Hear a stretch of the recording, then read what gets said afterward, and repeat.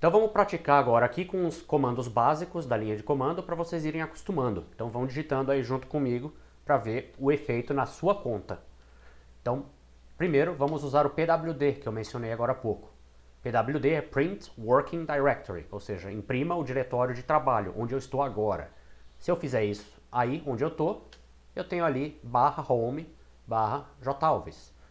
Ou seja, eu estou dentro desse diretório aqui chamado jalves, que é subdiretório de um diretório chamado home, que está bem na raiz do sistema, no começo do sistema de arquivos todo do Linux.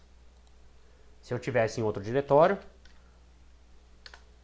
por exemplo, ali eu mudei de diretório com o comando cd, a gente vai ver isso em mais detalhe daqui a pouco. Se eu apertar pwd, agora ele me diz só a barra, porque eu mudei de diretório. Então meu diretório de trabalho agora é a barra. Voltando agora com a tela limpa, outro comando que a gente pode testar, date. O que isso aqui faz? Pelo nome, ele te mostra a data e o horário no sistema que você está trabalhando. Isso é útil porque você pode estar num sistema em outro lugar do mundo. Você pode estar logado no servidor no Japão. Você quer saber qual é a hora que está lá e que seus arquivos estão sendo criados. Então você usa o comando date e checa se está certo, se está errado e assim por diante. Então esse é outro comando útil. Mais um que a gente pode ver agora, que é relacionado a datas, é o de calendários, o cal. Ele mostra para você o mês corrente. É um jeito rápido de olhar o calendário do mês. Tem variantes, vocês podem olhar o manual depois, a gente vai ensinar como é que vê isso. Dá para olhar o manual do comando aqui na linha de comando, mas basicamente se você não der nenhum parâmetro para o cal, ele simplesmente te dá o mês corrente com o dia atual ali marcado com uma cor diferente de fundo. Tem outro comando que chama clear. Esse aí limpa a tela, que é a mesma coisa que o Ctrl L que eu falei lá no vídeo de dicas. Então clear, limpa a tela. Às vezes está muito bagunçada, você está meio confuso o que você está fazendo. Escreve clear ou Ctrl L e tudo some. Você fica só com o prompt ali, com a tela limpinha. Outro comando interessante é o who. Esse aí lhe diz quem está logado no sistema ao mesmo tempo que você, na mesma máquina.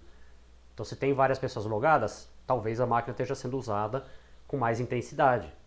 Se tem só você, como é o meu caso aqui, então você está sozinho, a máquina está disponível só para você. Então esse é um comando útil que mostra quem está logado no momento. Pode ter gente que não está logada, mas está rodando comandos. Então esse não é o único jeito, não é totalmente seguro de ver se a máquina está livre. Mas já dá uma indicação. Outro comando parecido é o Who am I? Quem sou eu? Então não é que você está com crise de personalidade, crise de identidade. Isso aqui te mostra quem é o usuário que você está usando para trabalhar no momento. Isso está escrito no prompt já, como está lá na aula, no vídeo gravado, mas você pode também perguntar com esse comando aqui. Isso é útil porque você pode ter mais de um usuário no sistema. Então você pode logar com mais de um nome diferente. Vou apertar Ctrl L para limpar, que está começando a acumular coisa aqui. E aí vou usar um comando chamado ls. ls vem de list. Ele lista arquivos. Se você não coloca nenhum parâmetro para ele, só coloca ls, ele lista o conteúdo do diretório onde você está. Então tá aí. Então ali os meus arquivos que eu criei lá para demonstrar o tab para vocês e vários outros. O ls me mostrou o que tem no meu diretório aí. Vou limpar de novo, Ctrl L. E vamos ver um outro comando interessante chamado history. Esse aqui te mostra o histórico de comandos que você usou recentemente. Na verdade, mostra muitos comandos, não só os usados recentemente, mas a gente pode ver aqui várias coisas que eu digitei aqui durante a demonstração. Se a gente for subindo aqui, eles estão numerados aqui do lado esquerdo. E isso aqui volta no tempo, digamos assim, 2012 comandos. Então tem coisas bem antigas aqui. Que é a mesma coisa de eu apertar a seta para cima repetidamente, muitas vezes. Eu vou voltando nessa lista aí. E por fim a gente já viu o comando exit para sair da linha de comando. Sair do terminal. Eu saí do terminal, mas eu quero voltar para continuar aqui demonstrando algumas coisas para vocês. Então, repetindo, Applications, System Tools e Mate Terminal. Estamos aí, de volta ao terminal. Vou aumentar a letra um pouquinho. Vamos usar um programa agora chamado cat, que eu mencionei rapidinho agora há pouco, né, para mostrar conteúdo de arquivo, mas ele também pode ser usado para criar conteúdo para um arquivo. Se a gente escrever cat, usar o sinal de maior e depois texto.txt, talvez vocês relembrem aí, deixa eu aumentar um pouquinho mais, vocês lembrem aí daquilo que eu falei na aula da semana passada. Eu usei um redirecionador, esse sinal aqui. Então eu estou redirecionando o que sair do cat para um arquivo chamado texto.txt. E o que vai entrar no cat?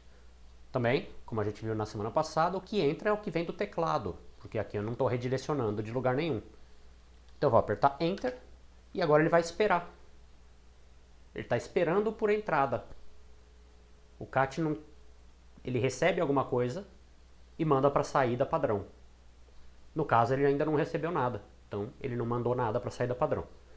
A saída padrão geralmente é a tela, mas aqui eu redirecionei com o sinalzinho de maior que para um arquivo chamado texto.txt.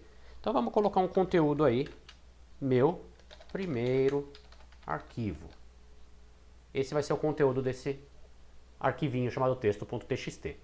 E aliás, eu chamei de texto.txt com a extensão .txt ali, mas Linux não se importa com extensão, não é necessário ter isso.